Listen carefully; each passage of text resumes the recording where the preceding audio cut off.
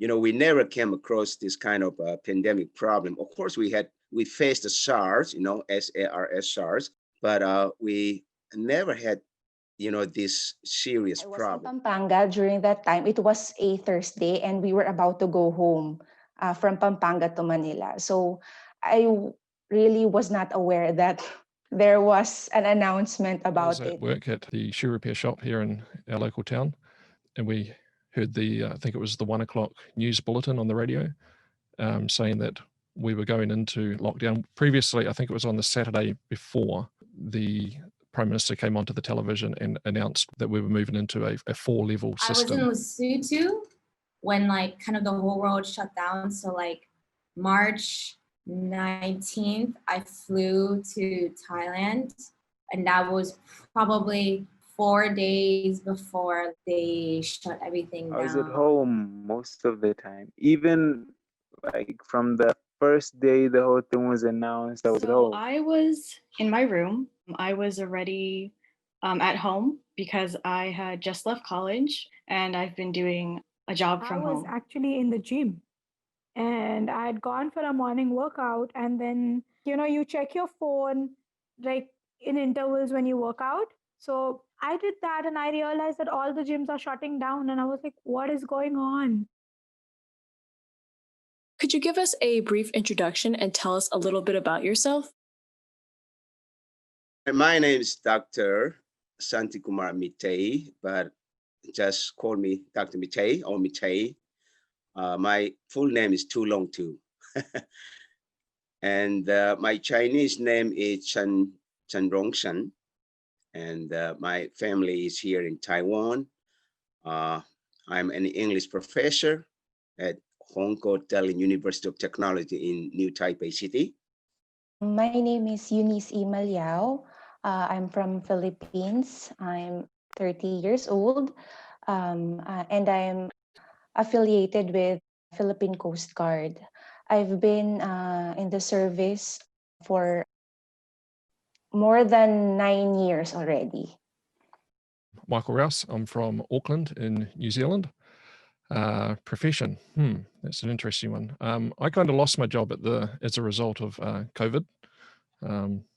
So yeah, I had been a cobbler for 28 years, and since we had our lockdown, I've been unemployed essentially. However, I have been doing some kind of an extended job interview, really, working on a phone app and doing some radio producing. My name is Amorse Aigewi. I am an English teacher in Thailand. So I teach for a company, and I'm teaching all different ages. I'm from the US, but I'm also Thai and Nigerian, and I am 26 years old. My name is Tsipa Silabalo, or Tsipa Sylvester Silabalo. That's my name. I am from Lesotho, a country called Lesotho in Southern Africa. And in terms of occupation, I'm a student. I'm still learning at Lesotho High School, but yeah. Hi, my name is Julia, and I am from Austin, Texas, and my major currently is Asian Studies. My name is Ragini KUWALEKAR, and I'm from India, Mumbai. I flew to Australia to start my master's program in February 2019, and it's been just a week that I finished my master's. And I did it in my degree is Master's of Psychotherapy and Counseling. So how would you say the pandemic has affected your career? My profession as a professor, here actually we don't lose too many things because we kept doing, we opened the university all through. So I wasn't supposed to be a teacher. I've taught in Korea before doing the Peace Corps, and that was sort of my time that I wanted to do to teach English abroad. It has affected my studies negatively. like I think even the academic year has been extended to like by like 3 months, just to cover the things we didn't have time to do during the pandemic. I guess in terms of school, I just don't have much contact with people because I was a transfer student. I think my studies weren't really affected at all. It was in fact helpful for me. And other than that, I think I lost three of my jobs. So my financial level was hit by a great extent. Typical day for me, I would start work at 8:15 in the morning. The whole day was just repairing footwear, bags, cutting keys, all that sort of customer service sort of stuff. And that was basically my daily routine for 28 years, for Monday to Friday anyhow. And then, yeah, like I said, we were watching or listening to the news, I should say, on the radio, and kind of throw us into a bit of a spin. Because of this pandemic, we have to be in the front line. We need to hold the line.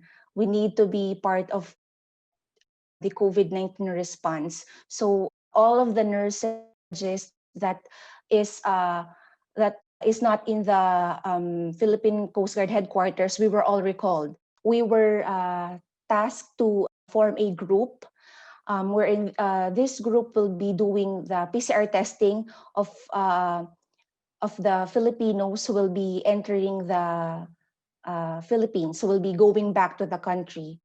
We didn't have the freedom to teach students freely, actually, because we have to keep the social distancing. And we have to follow the World Health Organization protocol. So, of course, we still suffer. Amount of jobs you can really get are slim, and people weren't hiring. But fortunately, in Thailand, the school year was opening in July, and people were hiring, and I was just looking into it as an option. So I just decided to see and apply. But then they offered me a job, and they're like, "Are you coming? Like, training starts in a week. You're gonna come. You need to let us know." And I'm like, yeah, sure.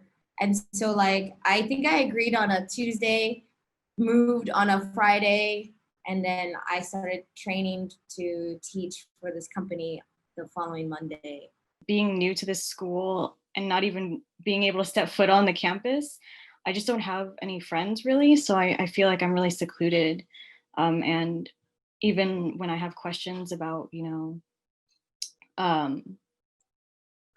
schoolwork, I just can't ask anybody other than the teacher. But I don't know, I feel like sometimes, even if you ask the teacher like questions about it, sometimes they don't have another way of saying it. And I think, having peers that understand you really helps. I think it's messed a lot of things up because unlike most people, I don't know how you guys study, but here we're like taught everything you need for the exam. You're taught at school. It's not like you can just go online and then look up the information and stuff. What was the biggest thing this pandemic has taken away from you personally? I think from my side, yes, the loss of freedom of movement, and the loss of freedom of movement in the sense I cannot meet my people, my family in India. Time. I think it's time. I was not able to be with my family for a very long time. I was not able to, to bond with my friends. That would be my schoolwork. Like that's like the thing that I think most about. I feel like the pandemic has taken away my social life. Well, as a result of it, I as I mentioned, I lost my job. It took away stability, just like it did for a lot of other people. My grandfather. I lost my grandfather on the 5th of October, and not to COVID, obviously, due to some other health reasons. But yeah, I couldn't say a final goodbye to him. So yeah, that's the biggest loss I've ever had in my life. I felt like in Lesotho, I was stable. Not that I'm saying like I had everything figured out, things were going smoothly, but like that was my focus. And then when I had to leave, knowing that I wouldn't come back, and if I was to ever go back, it would just not be the same. Yeah, kind of directly as a result of the COVID lockdown. Basically, our lease on our premises was due for renewal, and the landlord didn't. He wanted to increase the rent, and my boss was saying, "Well, we haven't had any income for the last 5 weeks. There should be a decrease rather than an increase." And they couldn't come to an agreement, so the lease was terminated. Because, like I said before, I had some friends, but of course I transferred. But I mean, I feel like if the pandemic wasn't around, I would be able to meet new people and have a social life. And I just feel really secluded, just being at home all the time. I don't know what else I think I could have done, or I could have done with I could have like spent my time doing, but mostly school. It's like the worst for me. What I love doing is that going out with friends, just drinking coffee outside, watching movies, and sometimes we go out of town. So I think that's it. It took time from me, took time for my family, for my friends. I have many friends in India, and they lost their family members. Even in my home state in India, it's just 30,000. No, I mean 3 less than 3 million people in my home state, and we have already lost more than 130 people. I really feel sorry for my friends and their family members, and also, because I came from there, and my heart is still, my heart still belongs there. So whenever my people suffer, I cannot enjoy here in Taiwan. Lastly, do you have anything you'd like to say to people who might be in the same situation as you are? Or anything else you might want to add in general that you think someone out there might like to hear? It's hard, I guess, being here in New Zealand, we are ahead of the curve as far as getting this thing under control. Hopefully that vaccines will eventually come onto the market where people can really get this disease sorted. People just stay positive, and life will get back to normal eventually. Look after yourself, look after your neighbors, look after the people that you love, and everything will be okay. I think I'll be quite real over here. I mean, I don't want to sound philosophical and stuff, but life is pretty unpredictable. You really don't know what can go wrong and what can go right. Despite pandemic being one of the worst things possible happening to everybody, it is one of the best things as well, because I think you get to know yourself and you get to know in what conditions we can survive, and you get to know the value of human contact. And I don't think anybody will take each other for granted anymore after this. So I think, yeah, that's the positive part. But when you are low, just sit with your emotions, just acknowledge them rather than avoiding them, because suppressing leads to even worse outburst of emotion. So yeah, Like, it's not going to last forever. And I honestly do feel like we're going to go back to normal. Obviously, I don't know if I'm supposed to say this, but, with the new president coming in, I think he's really going to handle this in a way that makes sense and isn't trying to hide the fact that it's a serious issue. I guess the only thing I can say is everybody should just be hopeful. just have hope. That's what's keeping me up right now. I don't even know. I don't even know what I'm doing with my life, but just be hopeful. Just be hopeful. That's all I can say. Keep pushing, you know? I think like the one nice thing we can all say is like, you know, it's not just you. I'm not the only Peace Corps volunteer that had to, you know, leave. We all signed up for 27 months. We all left, you know, and some people have jobs, some people don't have jobs. You know, like we all deal with this kind of stuff differently.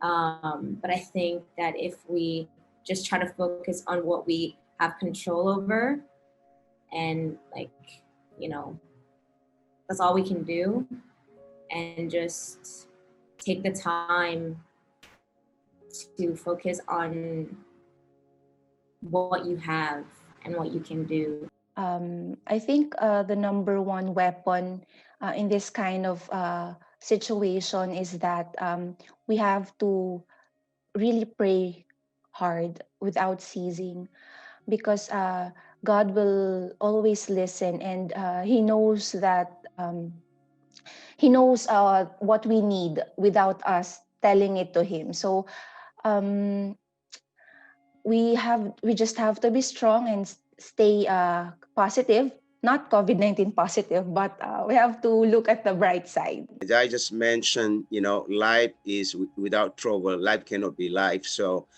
we will come many this kind of problems. Life might be not pandemic, but might be something else. So life without problems is not really life. So we just have to be strong, and we just have to be strong, and we have to be confident that we can face any kind of problems coming to us, any kind of hurdles, and we should be able to look beyond these problems and keep walking. So the best way for us to do is to deal with it bravely, to stand up, to fight. And the other one is, of course, we should always try to follow the, you know, WHO's, you know, we have to keep the social distance, we have to use masks, we have to use hand sanitizer, and we have to keep the social distance. All this we have to follow. Doesn't matter whether you are American, doesn't matter whether I'm Taiwanese or Indian or whatever. I think this we should follow for the sake of others and for the sake of ourselves.